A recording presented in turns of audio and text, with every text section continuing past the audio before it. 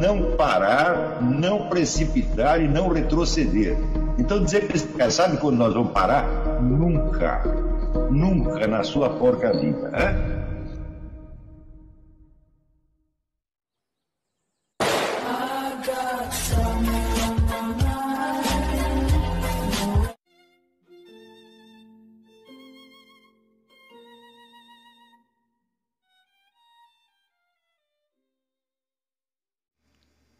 E aí pessoal, tranquilo?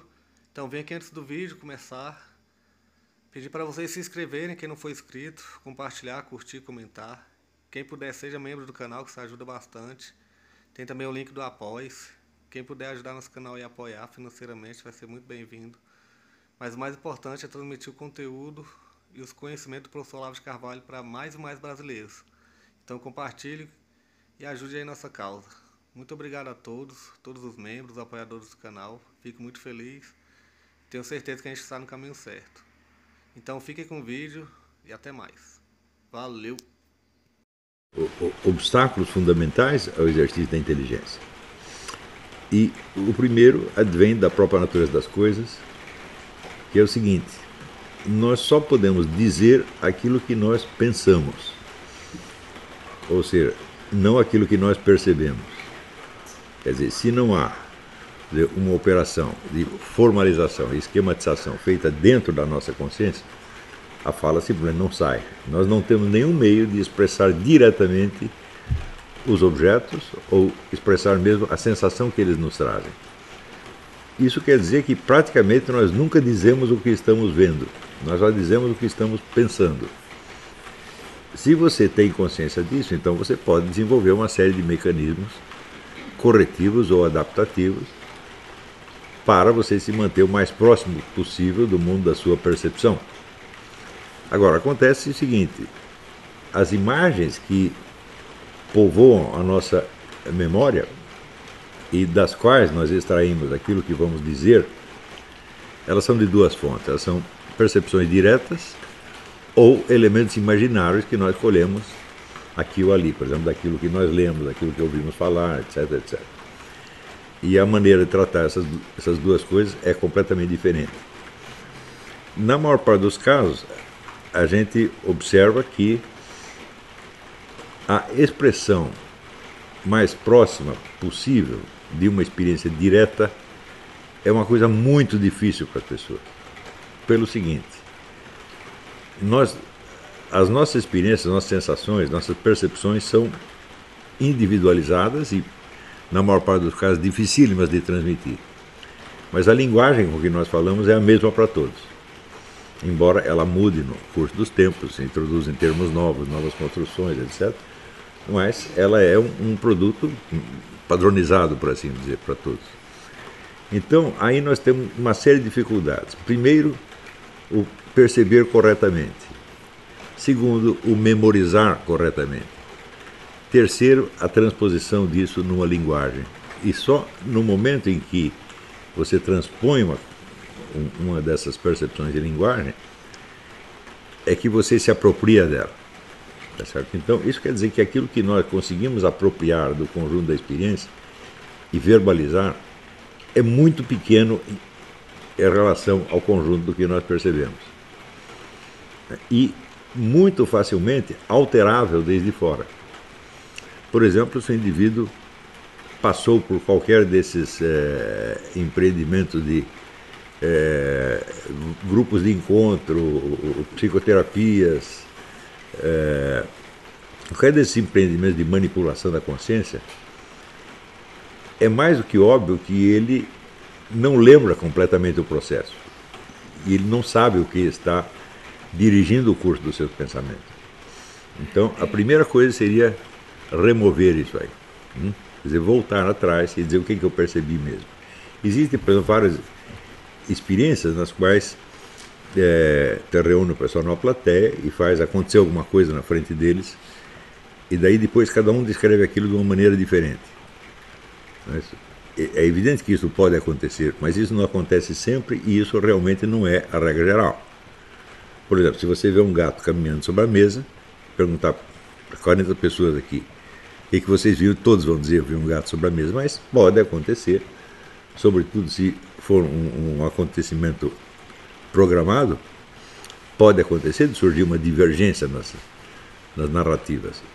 Ora, essas divergências, todas elas são baseadas não na estupidez humana, não na ignorância, ou não na falha da nossa percepção, mas do fato de que o objeto ou o fato percebido, ele mesmo tem muitos aspectos e pode ser observado desde muitos aspectos. Desde o século XVIII, pelo menos, os filósofos e também os psicólogos, os estudiosos do ser humano em geral, dedicaram uma atenção extraordinária ao problema da mente humana e hoje em dia do cérebro humano, tentando encontrar ali a chave da cognição. Mas acontece que isso é impossível, porque não haveria cognição nenhuma se não houvesse um negócio chamado mundo. É isso. Então, é claro que se você quer obter uma visão clara do que é o conhecimento humano, você teria que estudar as relações entre sujeito e objeto, entre o cognoscente e o cognoscido, ou entre a mente humana e o mundo. Mas se você me perguntar, existe alguma disciplina que estude isso? Eu falo, não tem nenhuma. Todas vão focar ou no mundo. Por exemplo, um sujeito está estudando geografia, ele não está interessado nos procedimentos cognitivos que o cérebro dele teve que desempenhar para conhecer a geografia, ele está interessado diretamente nos objetos da geografia. Mas se ele vai estudar pelo lado psicológico, ou até pelo lado filosófico, ele vai quase que incoercivelmente se concentrar no problema da mente humana. Não é isso? Então, hoje mesmo eu estava conversando, a Paula me trouxe uma gravação de um médico conhecido dela, que ele leu algo, ouviu algo que ouviu algo que eu disse a respeito da tipologia do Jung, e ele levantava o seguinte problema. O Jung ele descreve a tipologia humana, a tipologia dos vários tipos de mente humana, segundo 4 funções cognitivas, né? Intuição, sensação, pensamento e sentimento. Conforme essas 4 funções têm uma orientação, diz ele, introvertida ou extrovertida. Então você obtém aí 8 tipos fundamentais. E ele diz que em toda pessoa há uma função que domina, e essa função é a mais consciente. E a função oposta se torna inconsciente e, de certo modo, ela atrapalha a função mais consciente. Então, ele coloca assim: a intuição se opõe à sensação. Portanto, se o sujeito, se nele predomina a função intuitiva, a sensação ficará inconsciente. Isso quer dizer, o indivíduo terá uma má percepção das situações físicas, sensíveis em torno. Mas bem, esse é o Jung, eu não concordo com nada disso, eu acho que tudo isso está errado, mas é o que ele disse. E o pensamento se opõe ao sentimento. Mas que o indivíduo no qual predomina a função pensamento, ele terá uma espécie de sentimento atrofiado, mas esse sentimento atrofiado terá um peso na conduta dele, quer dizer, a sua vida inconsciente se centrará naquela função atrofiada, a função secundária. Tá certo? E conforme ele ser um intuitivo, ou sensitivo, ou perceptivo, ou pensamentivo, intuitivo ou extrovertido, a sua função dominante se centrará em objetos do mundo exterior ou do mundo interior. Então, por exemplo, se o sujeito é um sensitivo introvertido, ele é hipersensível aos seus estados físicos e a pequenas mudanças do ambiente físico também. Automaticamente, a função intuitiva ficará atrofiada e será uma fonte de problemas para ele. Então, para tirar falsas intuições, falsos pressentimentos e assim por diante. Né? Só que ele define, quando você vai ver a descrição de cada uma das funções, ele define a intuição como uma função cognitiva que funciona por via do inconsciente. Então logo eu li isso, eu perguntei, mas se a função dominante é consciente, como é possível que uma delas só opere por via do inconsciente? Então esse médico, Dr. Mário, não sei das quantas, ele disse, é possível que a função opere por via do inconsciente, quer dizer, a intuição opera inconscientemente, mas o objeto dela, o resultado, o conhecimento obtido é consciente. E, bom, isso aí é possível, mas eu estou dando esse exemplo só para mostrar para vocês como a psicologia dos últimos 2 séculos se centra no problema do sujeito. Sempre o sujeito humano. É a mente humana, é o consciente, é o inconsciente, é os reflexos condicionados, etc. Tudo isso está em nós. E daí eu pergunto assim, mas, uai, e o mundo? Não existem objetos? Então, essa mesma tradição da psicologia, de centrar-se no sujeito, ela é um dos obstáculos à inteligência humana. E como isto é o único tipo de psicologia que nós conhecemos hoje em dia, todos nós somos, de algum modo, afetados por isto. Ou seja, nós sempre buscamos a explicação de tudo em nós mesmos, na nossa personalidade, no nosso inconsciente, na nossa psicologia, etc, etc, etc. E, frequentemente, deixamos de ver que são os objetos do mundo que nos fazem perceber as coisas como nós as percebemos. Então, por exemplo, existe algum ato de percepção visual que possa ocorrer fora de um meio luminoso? Se não tem luz nenhuma, porque não tem percepção visual nenhuma, isso quer dizer que o ambiente luminoso é um elemento central da percepção. E ele definitivamente não está na minha mente, nem na minha cabeça. Do mesmo modo, se você pegar a esfera dos sentimentos humanos, ora, você está mergulhado num mar de sentimentos humanos das outras pessoas e do ambiente que te cerca e da cultura, etc, etc. Tudo isso pesa na nossa operação interior. Então, eu acho que uma das primeiras coisas para restaurar o sentido da inteligência é o indivíduo se livrar dessa coisa egocêntrica em que a psicologia moderna nos acostumou.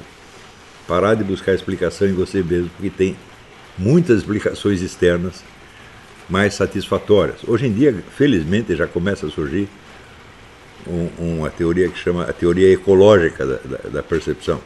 Quer dizer, todo ato de percepção se dá num ambiente externo determinado e é monstruosamente determinado por ela.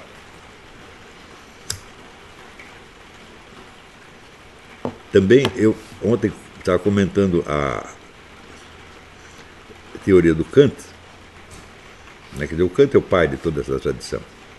Porque se você nada pode conhecer das coisas em si mesmas, mas você pode, por análise posterior, você descobrir quais são as categorias do seu pensamento, as categorias da sua sensação, ou seja, as condições a priori que determinaram o seu conhecimento, então é evidente que a sua atenção vai se desviar dos objetos, dos quais você nada pode saber além da aparência, e se concentrar na estrutura do seu pensamento. Não é isso? E, a partir da hora que você faz isso, você se trancou numa jaula do qual vai ser muito difícil sair. E você será acompanhado a vida toda por uma sensação de irrealidade. Eu acho que a sensação de irrealidade, hoje em dia, todo mundo tem. Mas se você procurar nos séculos anteriores, ao século XVIII, você vai ver que isso é uma coisa que praticamente não existia. As pessoas simplesmente não tinham dúvida quanto à existência do mundo exterior.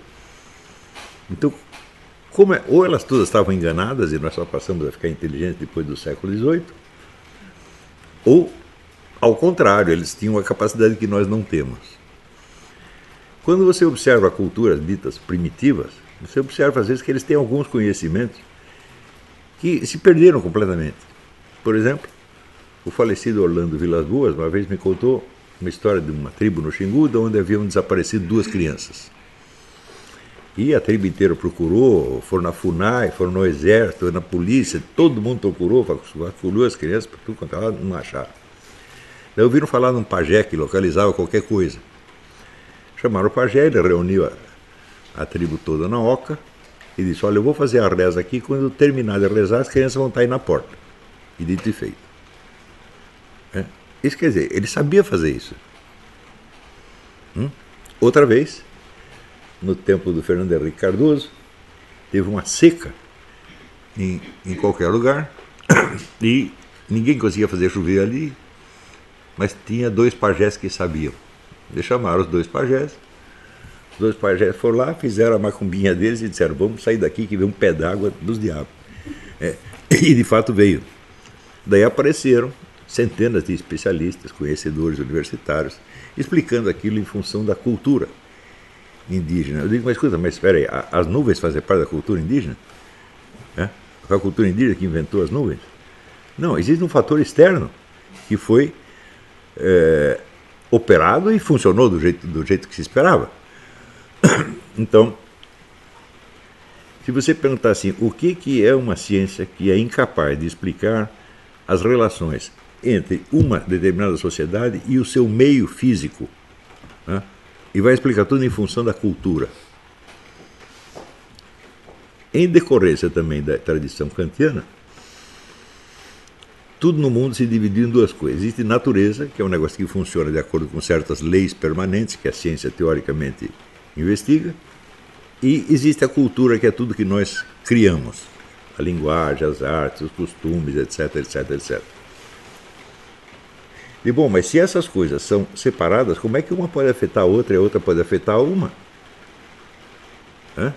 Ou seja, simplesmente não há uma ciência da relação entre o ser humano e o universo objetivo. Isso desapareceu.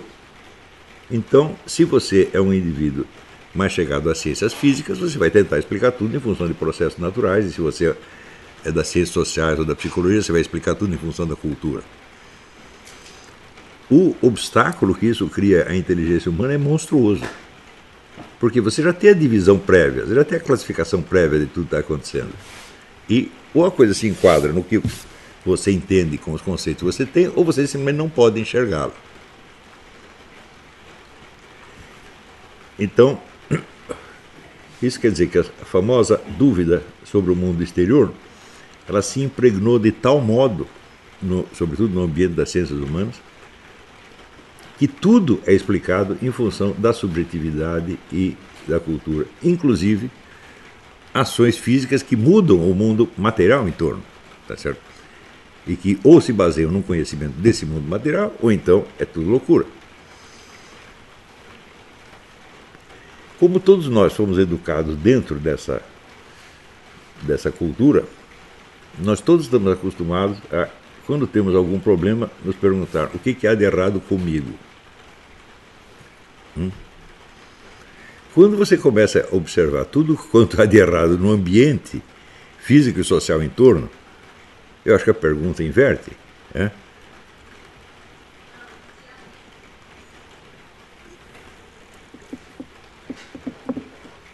E a pergunta é o seguinte: como é que eu posso tentar, me examinando a mim mesmo, descobrir o que está se passando em torno? É absolutamente impossível. Isso é a mesma coisa que você tentar descobrir em você mesmo os pensamentos de um outro. Isso aqui é um vício generalizado. De todos nós somos psicologistas. Toda a nossa sociedade moderna é psicologista. A ideia de que nós não percebemos as coisas corretamente, de que a nossa percepção é errada, ela está tão impregnada na nossa cultura que você tem técnicas inteiras para você modificar o modo de percepção do sujeito, como se houvesse algum defeito constitucional. Se você pensar bem, o que é a programação neurolinguística? Programação neurolinguística é você fazer as pessoas verem as coisas de uma certa maneira. Por que isso é possível? Porque não se admite que haja uma maneira correta. Tudo é subjetivo. Então você tem a mente do paciente e tem a mente do programador neurolinguístico. E ele vai impor a você um novo padrão.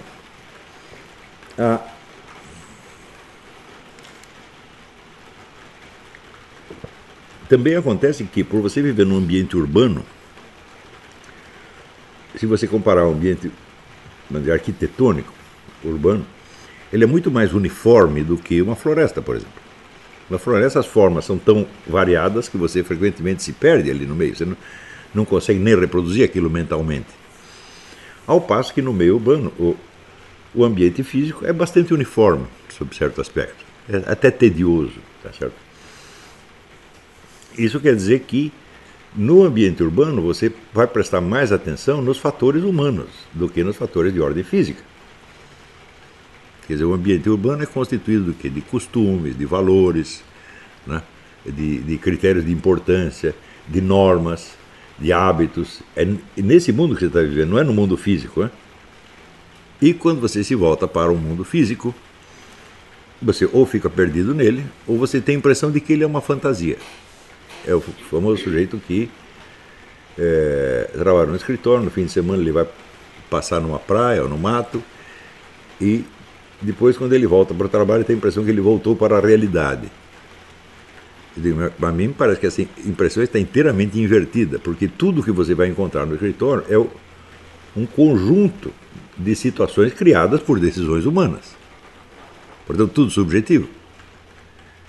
Por exemplo, você trabalha, sei lá, numa fábrica de sapatos. Eu digo, bom, você trabalha na fábrica de sapatos porque algum dia o sujeito decidiu abrir uma fábrica de sapatos. Ele não nasceu com fábrica de sapato pronta, isso não é uma coisa da natureza, é coisa que veio dele.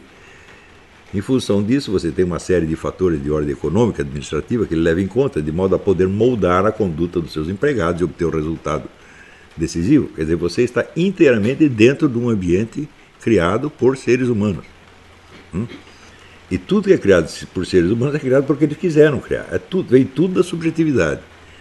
Então, nós vivemos, a maior parte do tempo, num ambiente que é um cruzamento de subjetividades e não um conjunto de coisas e fatos. Estão entendendo? Isso aqui é fundamental para o que eu vou dizer em seguida. Então, uma das primeiras coisas, primeiras providências para você liberar a sua inteligência é você voltar ao ambiente físico. Então, mudar a hierarquia. Fala, peraí, existe o planeta Terra, eu estou aqui, estou assentado aqui em cima. Eu não sei exatamente qual é o formato do planeta Terra, tem até gente que diz que a Terra é plana, né? Mas seja ela plana ou esférica, o fato é que você está em cima dela. Ela me impõe uma série de possibilidades e limitações. Por exemplo, eu tenho um determinado tamanho e não outro. Eu tenho um certo coeficiente de força física que eu posso aumentar um pouco, mas não. Ele pode treinar a vida inteira para ficar fortão, mas ele nunca vai ficar forte como um urso. Então, existem limites físicos que são absolutamente intransponíveis. E esta é a realidade em cima da qual se constrói o mundo humano.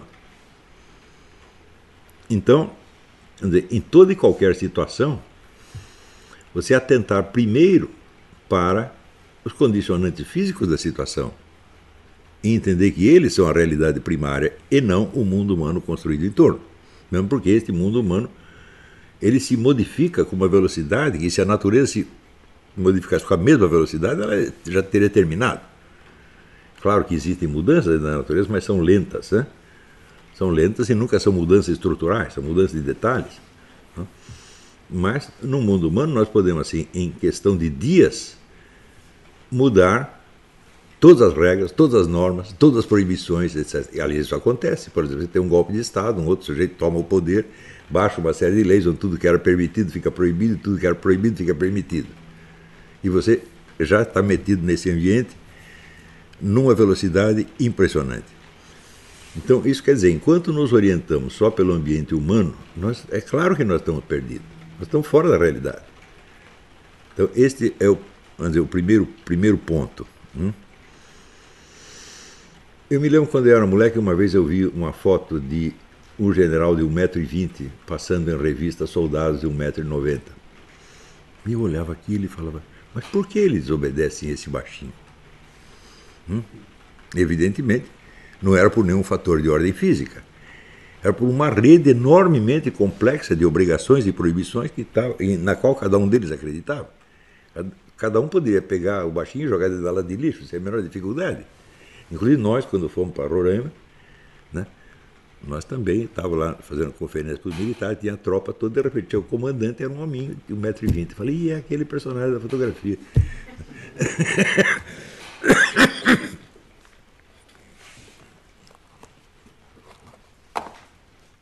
Então,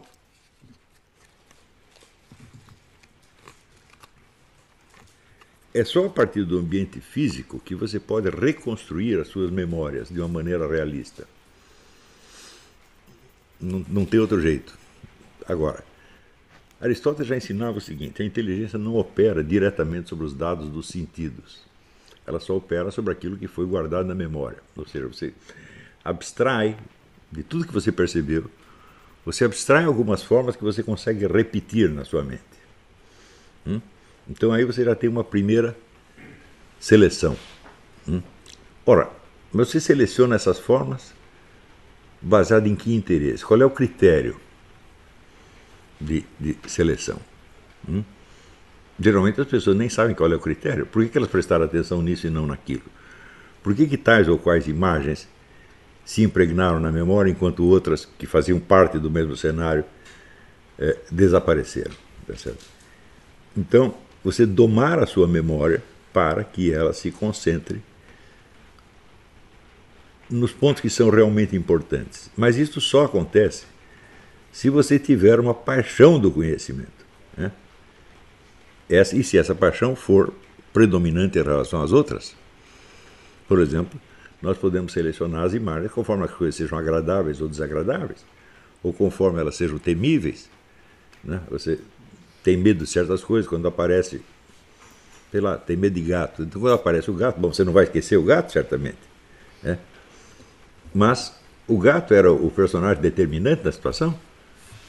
Ou foi apenas, vamos dizer, por um hábito subjetivo que você o guardou na memória e esqueceu o resto? Então, o que a nossa memória guarda e qual é o critério de seleção que nós usamos?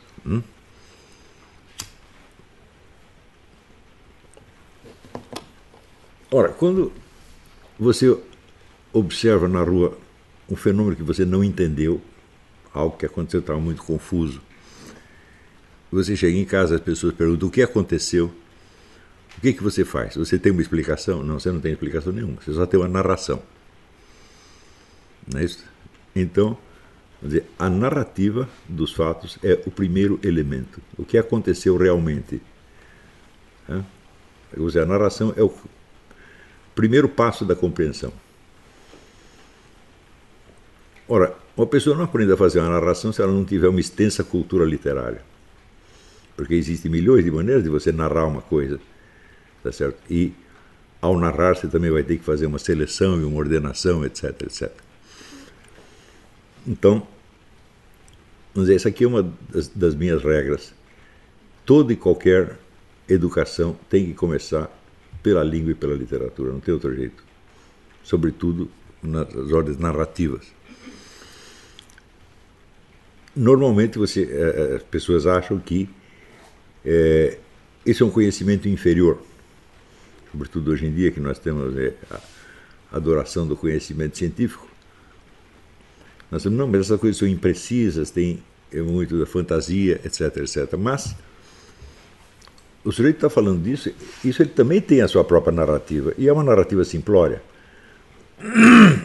Então, se você perguntar, mas por que você acha que um conhecimento preciso é melhor do que um conhecimento impreciso? Um conhecimento preciso, ele pode ser inteiramente inventado. Eu lhe dou um exemplo. Toda a matemática é assim. A matemática não trata de absolutamente nada. É apenas um conjunto de regras e fórmulas que você desenvolve mentalmente. É todo mundo imaginário. E nenhuma ciência pode ser tão precisa quanto a matemática pura. Então, se você vai para o lado da precisão, você termina no formalismo total. Então, da onde vem essa noção de que o conhecimento mais preciso vale mais do que o conhecimento impreciso? Se nós perguntamos assim, vale mais o conhecimento preciso de uma coisa que não existe do que o conhecimento impreciso de uma coisa que existe? É só fazer essa pergunta. Você vê que a adoração da precisão é um sério obstáculo ao desenvolvimento da inteligência.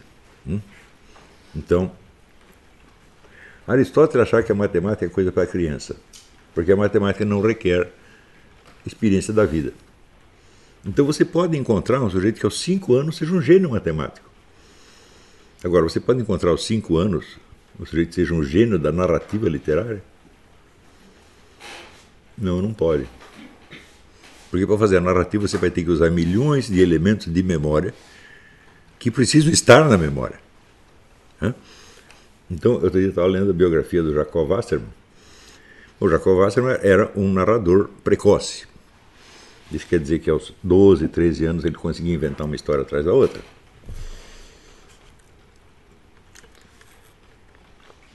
Evidentemente eram histórias fantásticas, que refletiam apenas a fantasia dele. E ao longo do tempo, ele começa a escrever os seus romances e você vê tantos tipos ali, tantas. Eu falei, mas onde ele conheceu toda essa gente? Como é possível isso? Então você vê que na literatura dele tem um depósito de conhecimentos humanos reais imenso.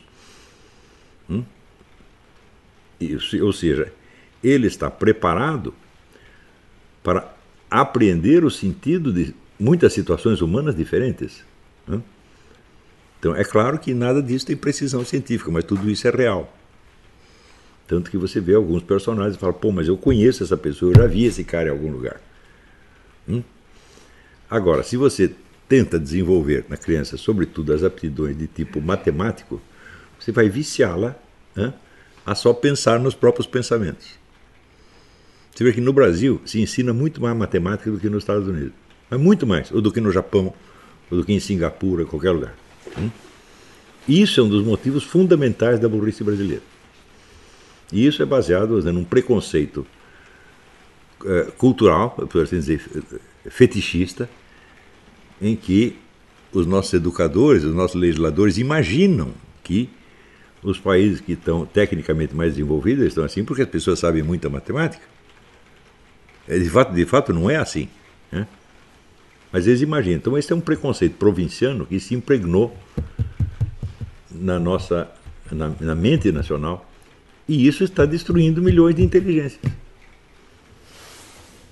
Porque você está aprendendo a operar só com formas abstratas, que na verdade não são nem abstratas, porque não foram abstraídas de nada, foram simplesmente inventadas. E a habilidade em manejar essas formas é tido como inteligência.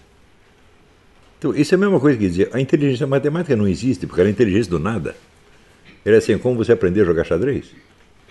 O xadrez, pelo menos, tem uma simulação de situação real. Entendeu? Tem um rei, uma rainha, tem uma corte. Mas é mais ou menos a mesma coisa.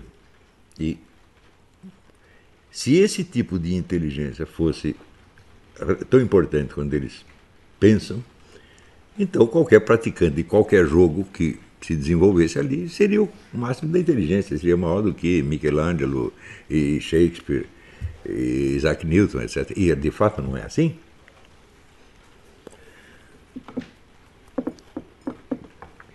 Então, a primeira coisa é você se assegurar de que aquilo que você está pensando existe, de que aquilo faz parte da sua experiência real. E para isto, você precisa moldar a sua memória de modo que ela deseja refletir o que de fato aconteceu. Em primeiro lugar, aquilo que de fato aconteceu com você mesmo. Por exemplo, todos nós temos recordações de fatos que sucederam a nós. Alguma vez vocês já pararam para pensar, vou fechar os olhos aqui e lembrar, será que foi assim mesmo? Ninguém faz isso. E ninguém é ensinado a fazer isso. Então, por exemplo, vou contar a minha vida. Bom, eu pessoalmente eu não posso contar a minha vida, porque aconteceu tanta coisa que eu vivi 10 vidas. Mas algumas coisas eu lembro. E frequentemente eu faço isso. Eu falo, como é que foi realmente aquilo? Você vê que é muito difícil, porque a memória é temporária, ela não guarda tudo eternamente. E frequentemente você lembra de algo, mas você não tem a imagem visual daquilo. Você sobrou só o sentimento que você teve. Por exemplo, se você teve medo de alguma coisa, talvez tenha assumido a imagem da coisa temível e sobrado somente o medo. Então aí você pode inventar um análogo. Você não está mentindo se você faz isso. Você está sendo, vou dizer, uma imprecisão controlada. Mas eu pergunto, algum dia algum professor tentou desenvolver em você esta memória? Eles não ligam para isso. Eu digo, mas tudo está baseado nisso. Toda a operação da inteligência humana está baseada nisso. Então, primeiro começar a prezar a sua memória. Houve uma época que as pessoas faziam uma campanha contra a decoreba. Ah, não pode, você tem que ensinar o espírito crítico, julgamento crítico, em vez de ficar decorando coisas. Você sabe por que os chineses são os melhores alunos no mundo? Porque para aprender a escrever em chinês, você precisa de cara aprender 5.000 caracteres, ter todos na memória. É por isso que eles são inteligentes. Então, a memória é a coisa mais importante para o ser humano. O raciocínio não é tanto. E, sobretudo, o que eles chamam de pensamento crítico. Pensamento crítico é você criticar alguma coisa. E a gente não pode esquecer aquilo que dizia John Stuart Mill: a crítica é a função mais baixa da inteligência. A crítica é simplesmente você dizer não onde alguém disse sim. A crítica é apenas um discordar. Não é isso? Mas a regra número 1 é aperfeiçoar a memória. Aperfeiçoar a memória não quer dizer desenvolver uma grande memória. Não estou falando de você aprender uma técnica mnemônica. Existem muitas e elas funcionam. Existe um sujeito chamado Dominic O'Brien, que você põe ele numa sala com 200 pessoas, ele se apresenta às 200 pessoas, depois ele diz o nome de cada um.